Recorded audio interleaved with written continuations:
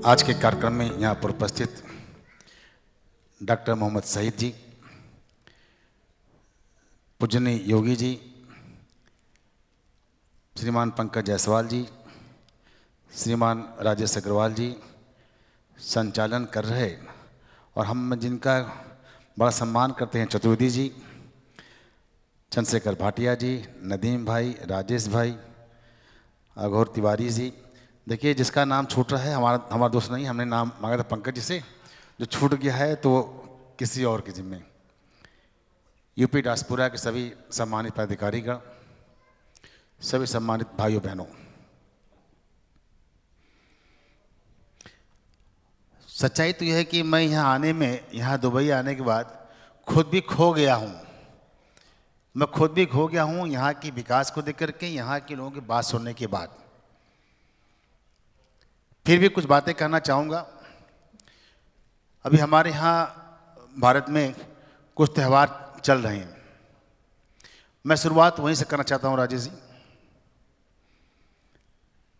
अभी नवरात्रि बीता, नवरात्रि में देवियों का मूर्ति स्थापित किया जाता है। मैं जब उन मूर्तियों के पास गया, देवी के पंडालों में गया, तो मैंने लोगों से अपील किया कि भारतीय संस्कृति क्या है, महिला का सम्मान करना। महिला का सम्मान करना हमारी संस्कृति का बहुत बड़ा पार्ट रहा है।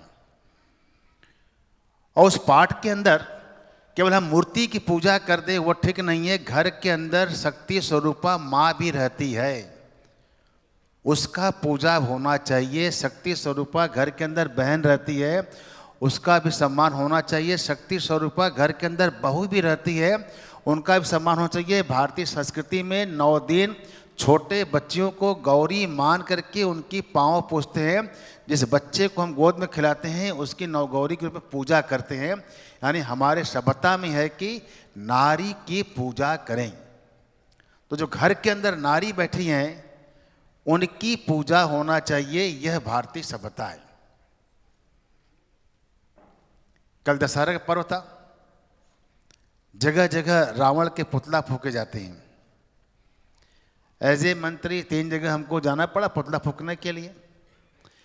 बाकी हजारों हजार की पब्लिक खड़ी रहती है और वो तालियां बजाती है कि रावण कब जलेगा। मेरा मानना है कि हर व्यक्ति कल रावण दहन में अपने भूमिका निभा रहा था। उसके अंदर विचारों का राम रावण दोनों होते हैं। उसके अंदर राम भी होते हैं, रावण भी होते हैं।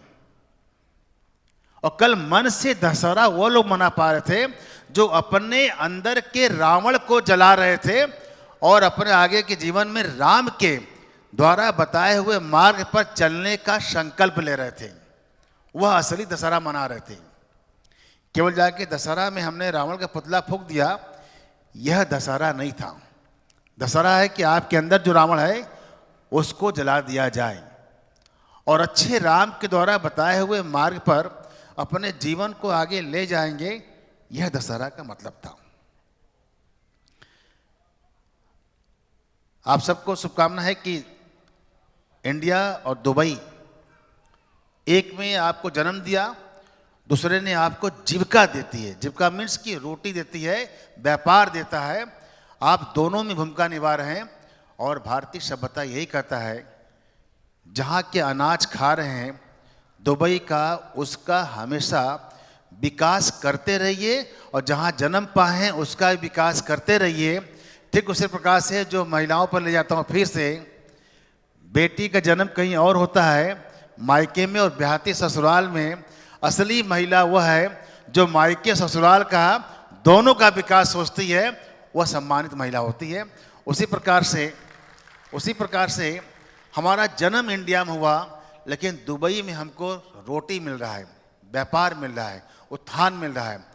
तो हमें दोनों का, इंडिया का भी और दुबई का, दोनों के विकास का प्रयास करना चाहिए। दोनों हमारे लिए पूजनीय हैं। सरकारें अलग अलग पॉलिसी बना के ले आती हैं। पूरे विश्व में भारत इस बात का सोच का है, पूरा विश्व हमारा परिवार है। भारत की परंपरा में पूरे विश्व का उत्थान करना और हर हर व्यक्ति का उत्थान करना यह उसकी संस्कृति है।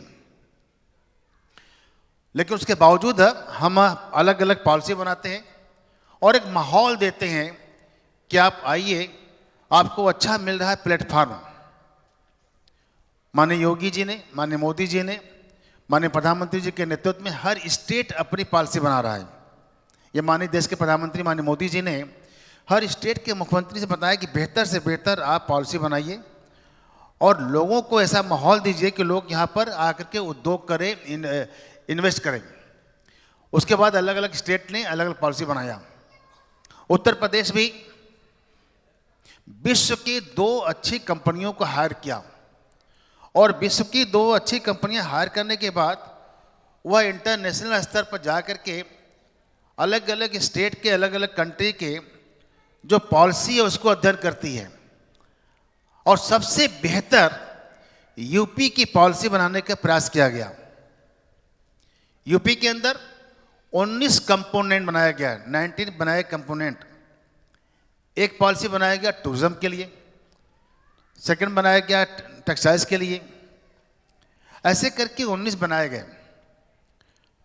और हम सब जब इस पॉलिसी बनाए थे तो 10 लाख करोड़ रुपए की इन्वेस्ट करने की बात क्या कहे थे, लेकिन उत्तर प्रदेश के अंदर 35 लाख करोड़ के इन्वेस्टमेंट का कराया गया, एमओयू कराया गया।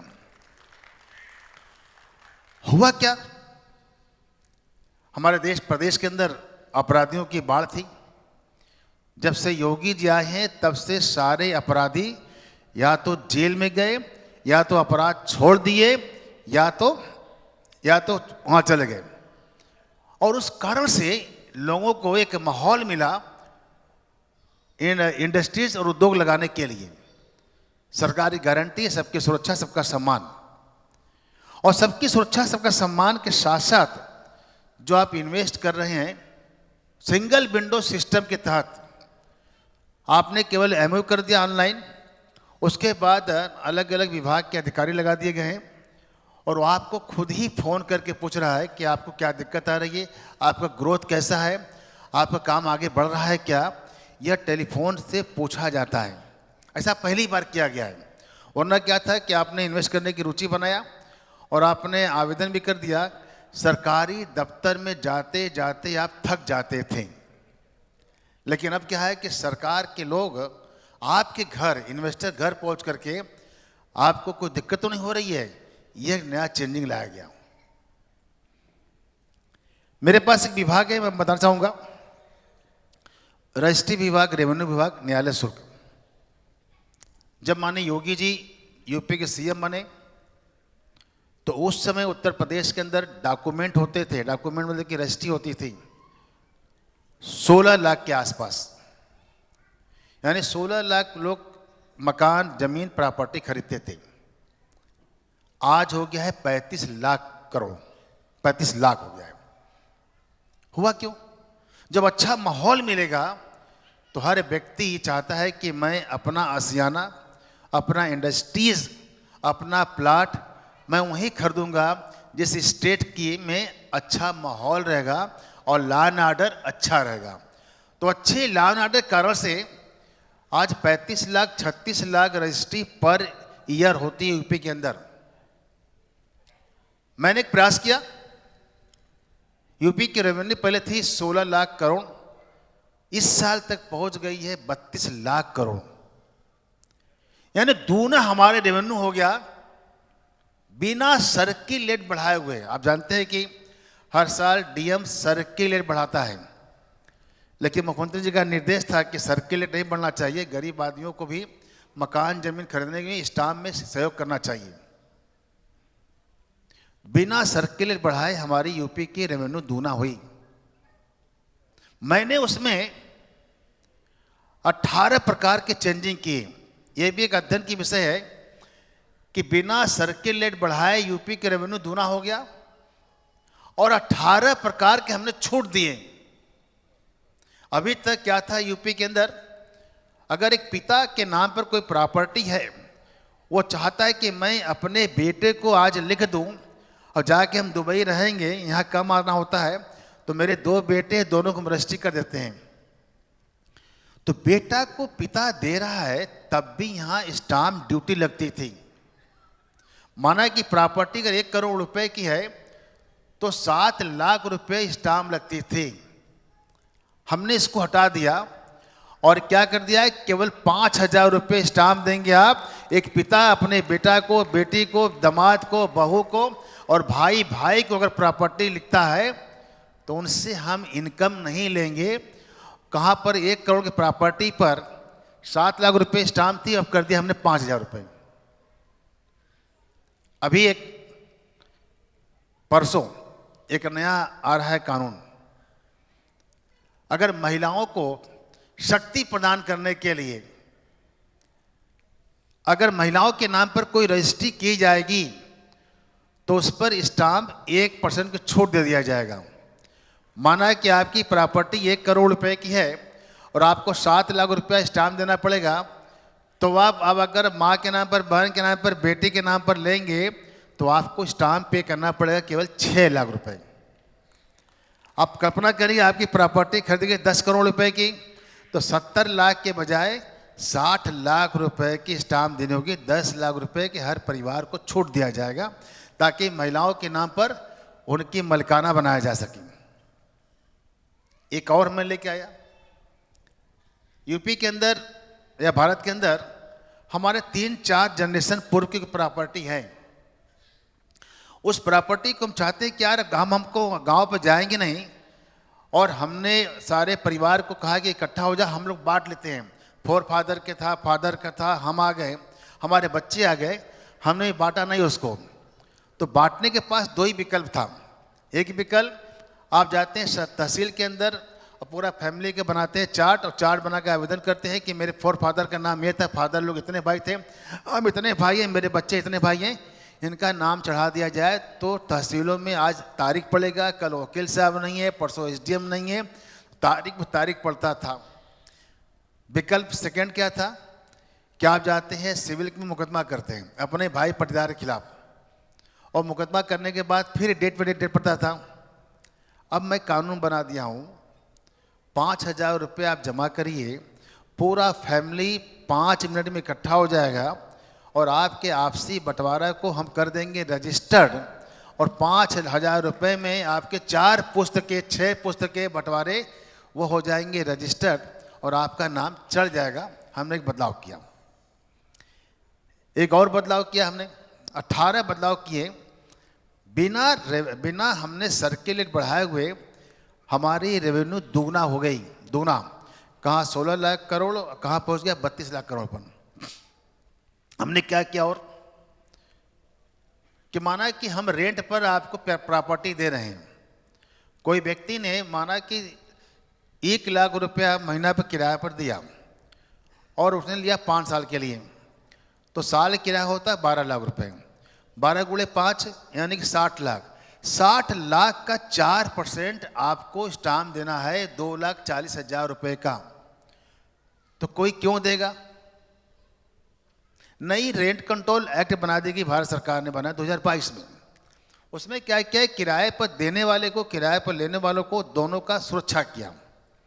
जो आप एग्रीमेंट में लिख देंगे, ठीक उतने ही दिन के बाद आपको प्रॉपर्टी खाली करना पड़ेगा। उसके पहले सिविल कोर्ट और पुलिस का दोनों को हस्तक्षेप बना कर दिया।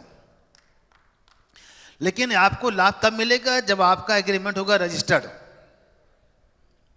और रजिस्टर कहां से होगा? जब 2,40,000 का स्टाम्प कौन देगा? इसको हम लेके आ रहे हैं केवल 500 रुपए पर।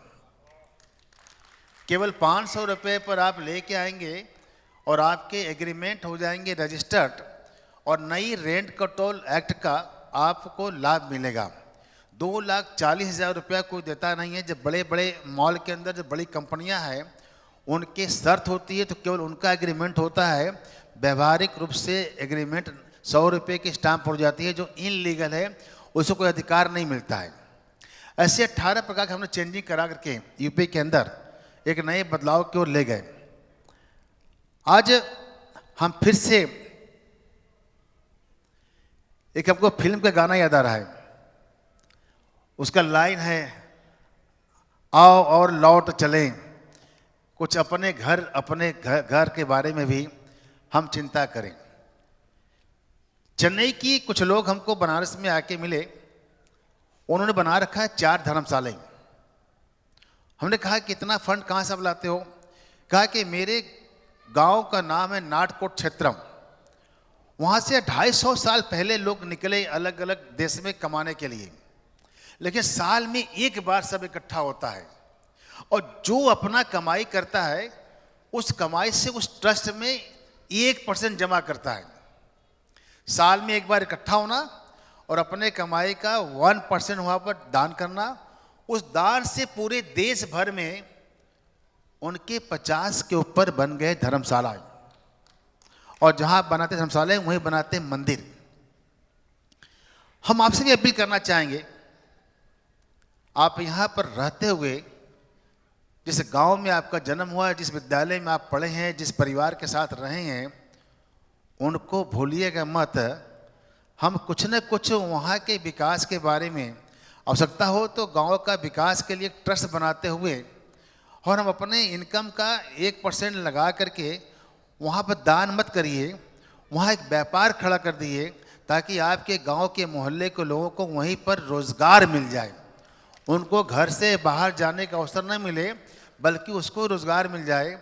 मैं यहाँ देखता हूँ कि सब लोग के पास 500,000 करोड़ टर्नओवर है, लेकिन वो सारे टर्नओवर आपका केवल यही के लिए नहीं है। जो साथी पढ़े थे, जो आपके भाई पटीदार थे, उनको क्या पता है कि आप आकर के दुबई में कितने बड़े आदमी हो गए हैं? अगर आप उनको आपके बारे में पते नहीं है तो आपका सारा कमाना फिर व्यर्थ है, क्योंकि खाना तो 2 रोटी है और धीरे धीरे 2 रोटी भी 1 पर आने वाला है।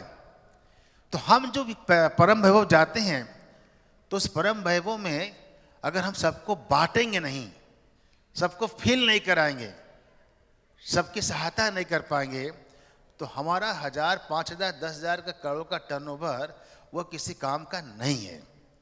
इसलिए हमारा जितना भी हो जाए उसमें से 1% हम अपने देश के लिए, गांव के लिए, समाज के लिए, भाई पटीदार के लिए हम काम करेंगे, ऐसा मेरा मानना है। अभी मैं 4 दिन पहले हरिद्वार गया था।